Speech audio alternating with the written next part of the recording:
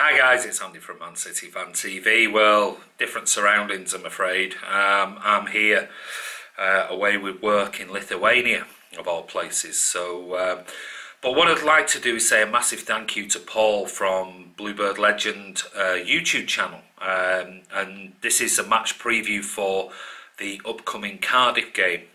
Hi, my name's Paul. I'm a lifelong Cardiff City supporter, and I'd like to thank Andy for inviting me on this preview video for the Cardiff City versus Manchester City match this coming weekend. Okay, Paul, so these are my questions to you then. Question number one, you've had a mixed start but played both Arsenal and Chelsea. So far you played 5, won none, drawn 2, lost 3, got 2 points, -6 goal difference, 17th in the Premier League. Happy with the start? Am I happy with Cardiff's start to the season so far? Performance-wise, yes, I'd say we're doing okay. In the first match of the season against Bournemouth, first half we were really under the cosh, went 1-0 down. It was a bit of a shock to the system for the players, really, for stepping up from the Championship into the Premier League. Neil Etheridge as well, he saved a penalty in that first half, but second half we really came out and really put the cherries under the cosh with a series of set pieces to be expected really from Cardiff. We had numerous chances throughout that second half, but we just couldn't convert. And then inevitably in injury time, we let a second goal in. So performance-wise, it was an okay game, but it was a harsh lesson really to start the season with. In the second match, we were up against Newcastle, and really we should have claimed all 3 points, especially with Newcastle having a player sent off. However, it was in the dying minutes of that game, Neil Etheridge had to save a penalty spot kick, and we were lucky to get away with a draw in the end, you could say. In our third match, we were up against Huddersfield away, and like against Newcastle, the opposition had a player sent off.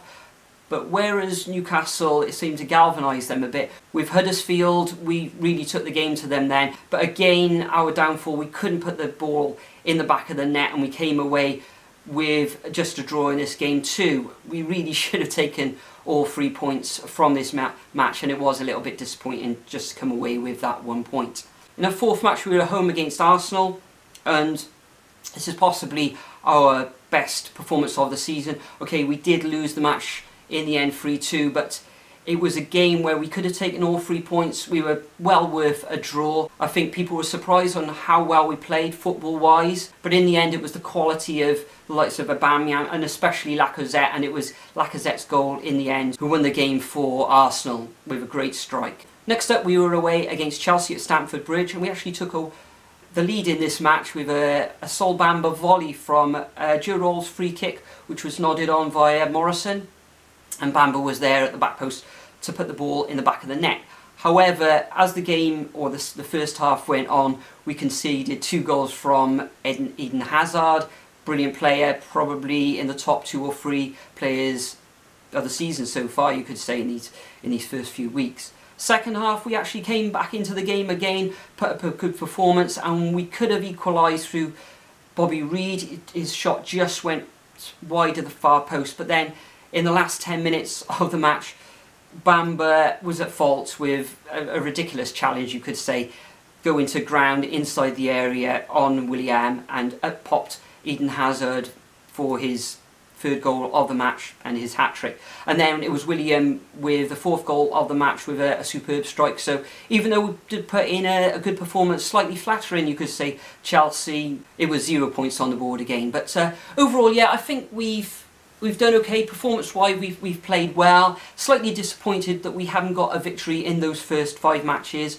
We are on 2 points, but if we continue the way we have been playing, putting in those performances like we have against the likes of Arsenal and in a way Chelsea, then I think against clubs such as Burnley, the Southamptons, Crystal Palaces, then I think we'll be okay going forward in this initial period of the season. Okay, my next question is about Vincent Tan.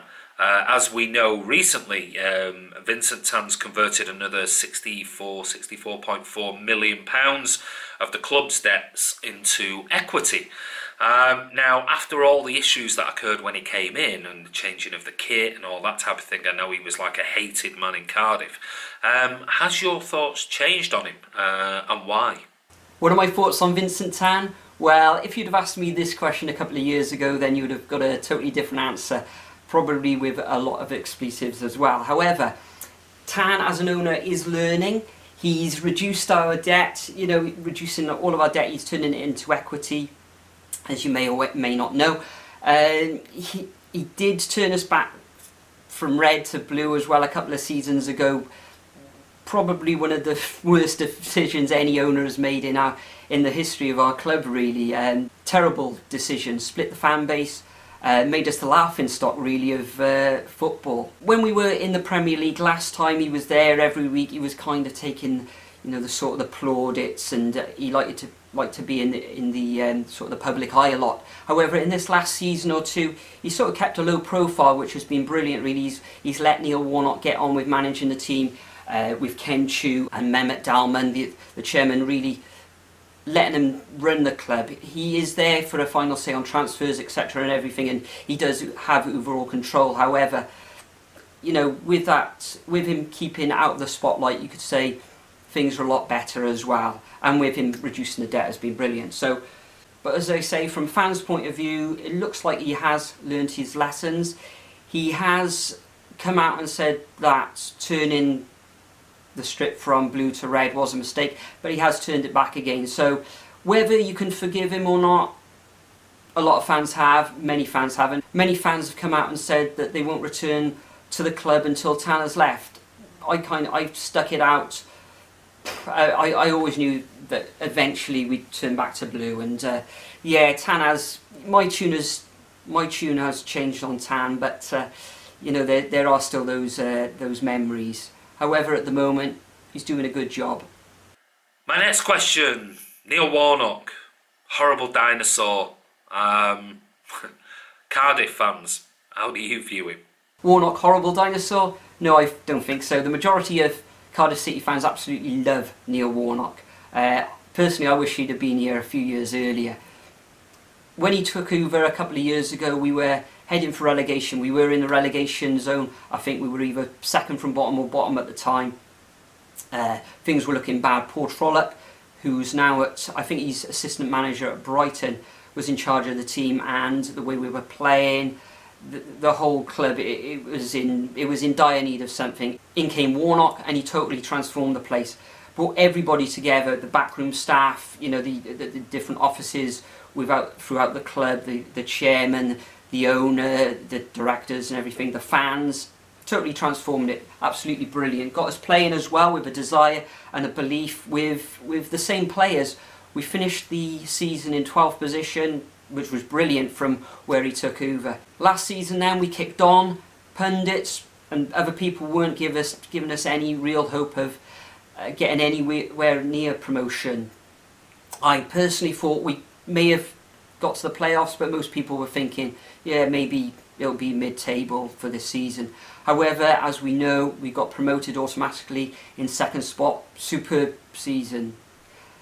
Playing wise, okay, with the players that we've got, we do play to our strengths. I know that we don't play out from the back like other clubs. We haven't really got the players in our defence to do that. I think from what I'm seeing, he likes to get the ball clear from the danger areas, really. That starts from the goalkeeper. If we've got the ball from a goal kick, he doesn't really look to play it out to the full backs or into a deep lying midfielder or the centre back. More often than not, it will go long up into the midfield areas or out to the wing. If we are played from the back, and defenders will get it out to the wings or into the midfield areas, probably quite quickly as well. He really galvanised the place, and he's done a fine job. Not to everybody's cup of tea, but I think at all the clubs he's been at, or most of the clubs he's been at, he's been well loved. He is a character. As I say, he's a little bit like Marmite. You either love him or loathe him, but at Cardiff City, we absolutely love him. My next question is sort of linked to others. Do you think this weekend what you'll do is go out and try and do what you did last season, and that's absolutely hack our players to pieces, get some big balls into the box, hope you get a knockdown and score? Do I think this match on the weekend is going to be another one of those go out and hurt as many Manchester City players as possible?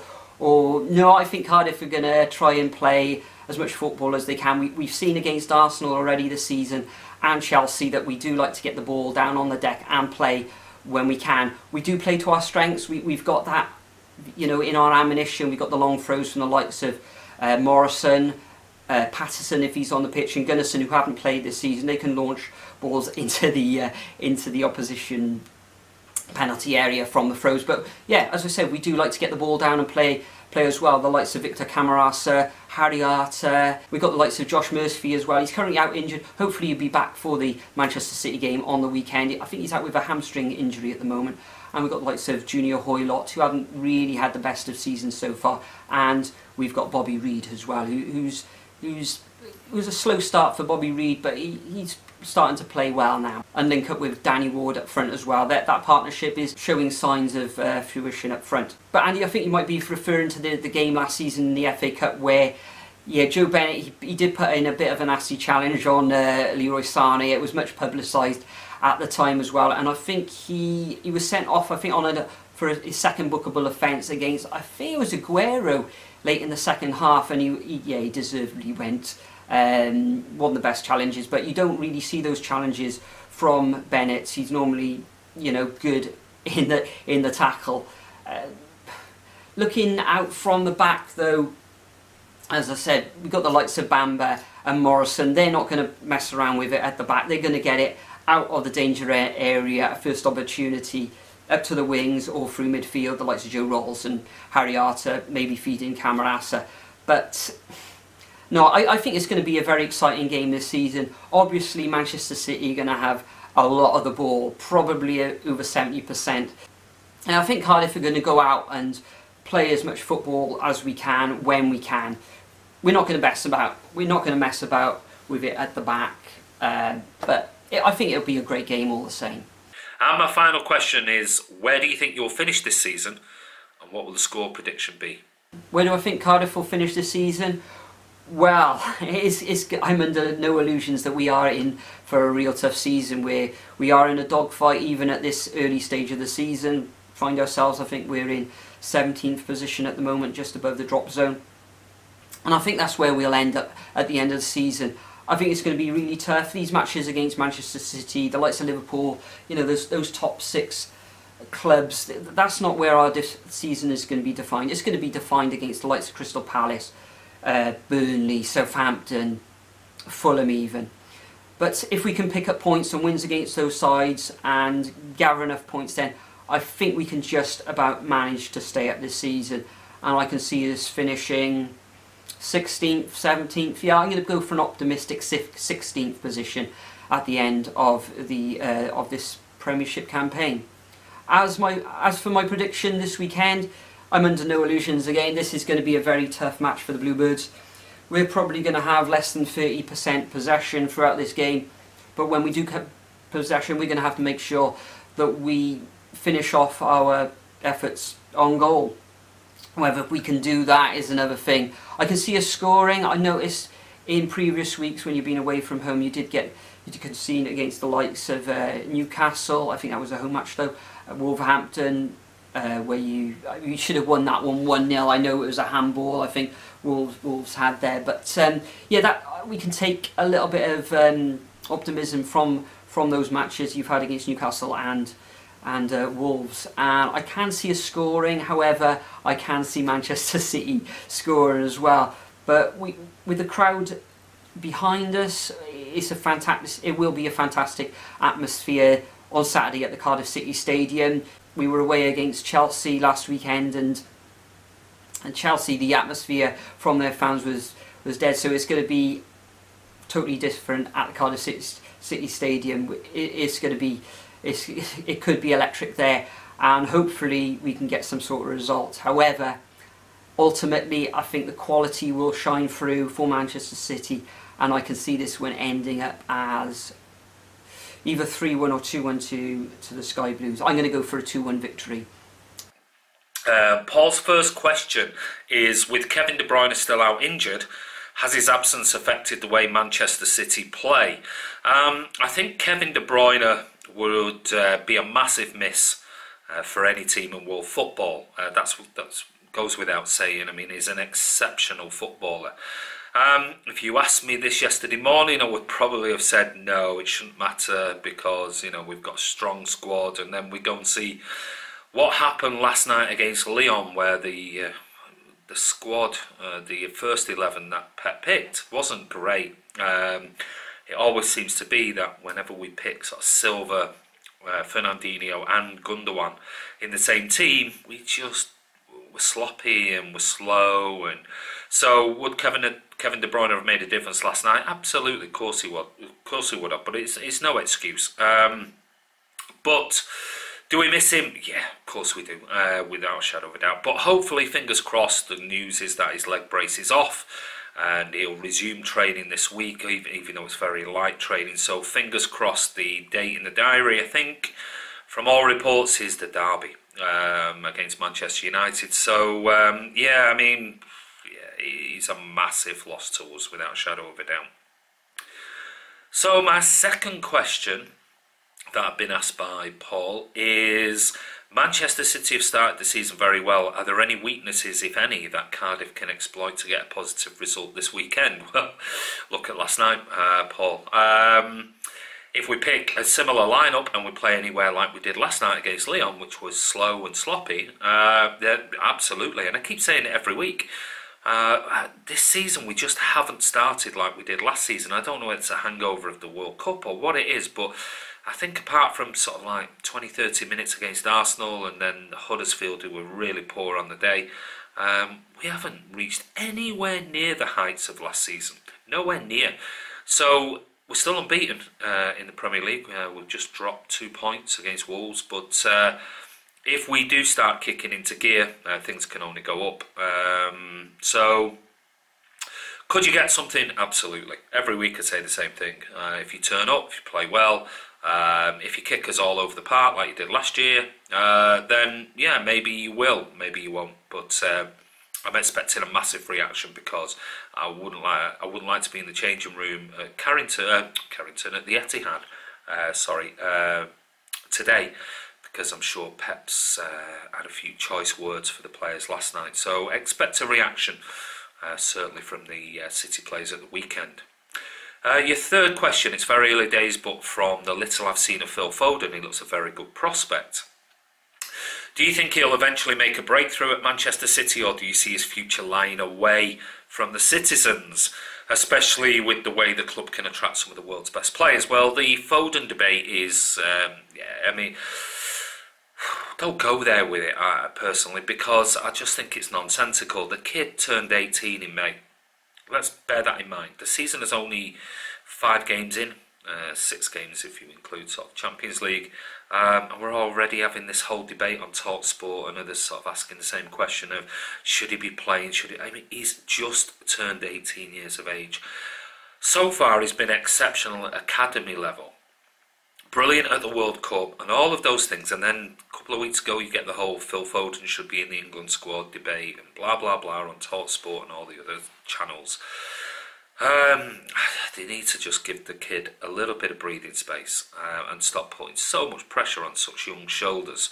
The difference between playing in academy teams and youth teams at international level to the Premier League, the toughest league in world football, is vast. The chasm is absolutely huge. Never mind Champions League football.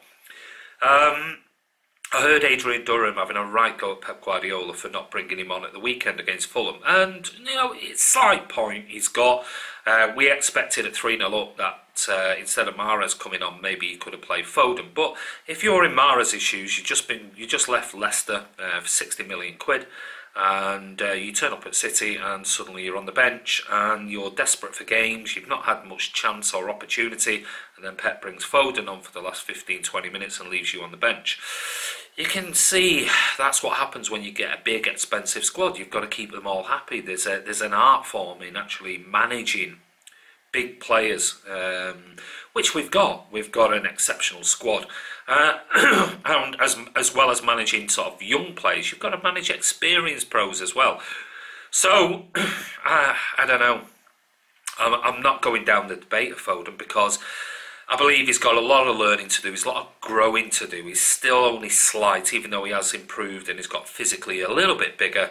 You know, he's an exceptional talent. I'll give him that. But we're talking about the Premier League. We're talking about getting in ahead of the likes of, I don't know, Gundogan, who many will say, oh, well, he should be in ahead of Gundogan because Gundogan's garbage. I didn't think Gundogan has done well, I must admit, since he's come to City, apart from a few games. I'm not his biggest fan, but what he does do is bring masses of experience, and Pep's already said he'll get loads of game time, Foden, this season. So we've got to trust in Pep, and when he plays him, he'll play. When he doesn't, he doesn't. But as far as moving away, no, I think Pep's already said that Foden will stay with the squad. He'll develop around some of the world's best players. Can only be good for him, and he'll get plenty of opportunity. When the time is right, he'll play, and we need to stop this whole stupid debate that, you know, Phil Foden should be in the team ahead of Fernandinho, Gundogan, David Silva, Bernardo Silva, Riyad Mahrez, Leroy Sané, Raheem Sterling.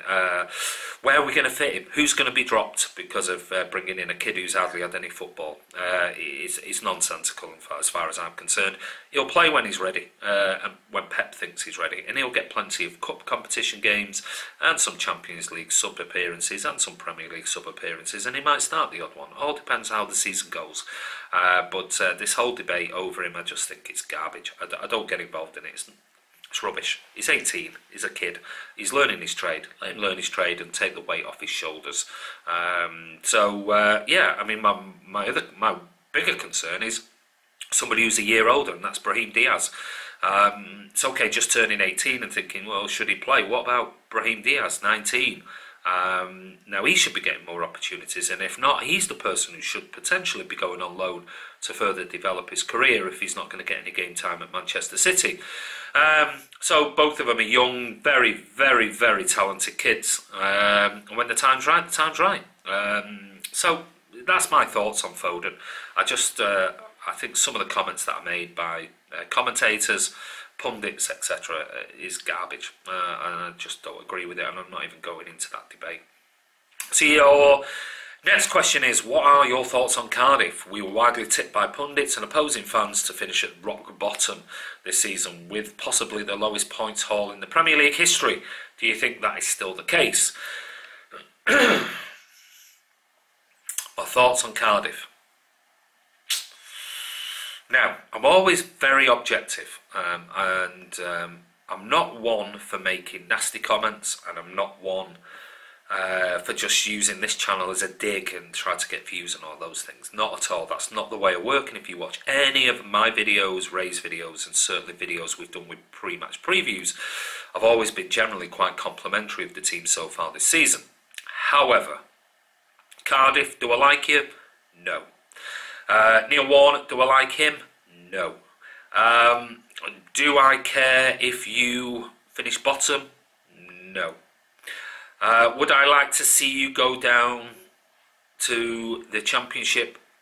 Or would I like another team out of the ones who've been promoted? Well, put it this way, I'd certainly Fulham and Wolves stay up than Cardiff. Now, you might think, well, that's a bit nasty. No, it's not. It's only because I can only go on what happened last season. And the horrendous assaults, and I'm not talking about, oh, it's a man's game and these are... There were some seriously nasty, nasty tackles.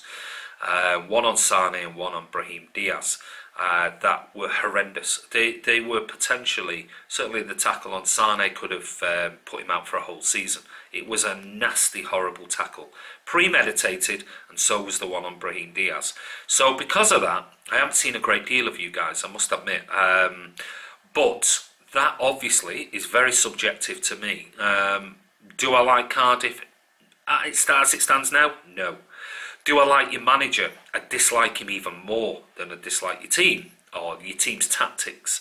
Do I think you'll get relegated or finish with the lowest points haul unless something changes between now and the end of the season to make me think of something else? I would say at this moment in time, I hope you do. I hope you finish with less than 10 points. I hope you go down.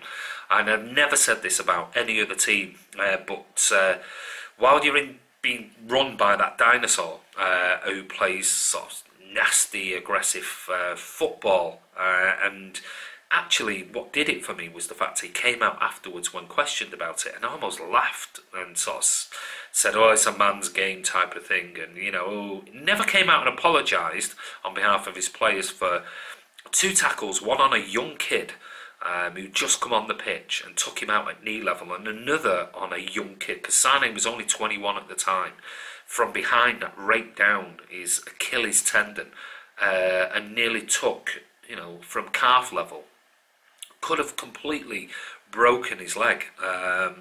No, not at all. So I'm sorry guys, I don't normally do this, but yeah, as it stands at the moment, I hope you go down with the lowest total of points haul ever, because you're the one team in the Premier League, apart from United and Liverpool, that I don't like.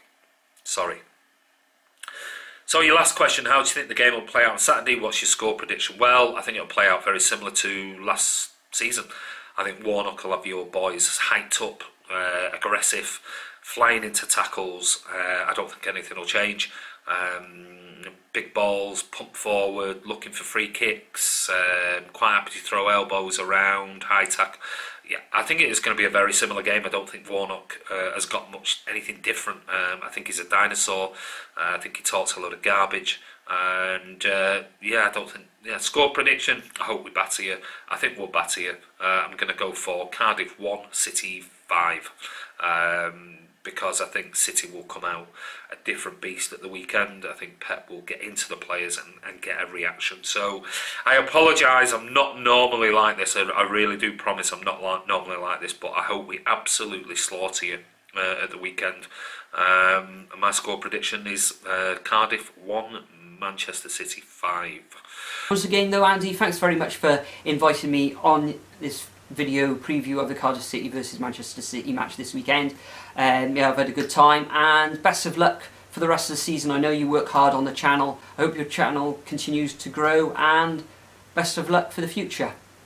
So anyway, Paul, thank you so much for commenting, for asking your questions to me, and for answering my questions to you. Don't forget guys, go over and check out their channel. And don't forget, this is Andy from Man City Fan TV. Don't forget to subscribe, click notification, and yeah, we'll see you soon.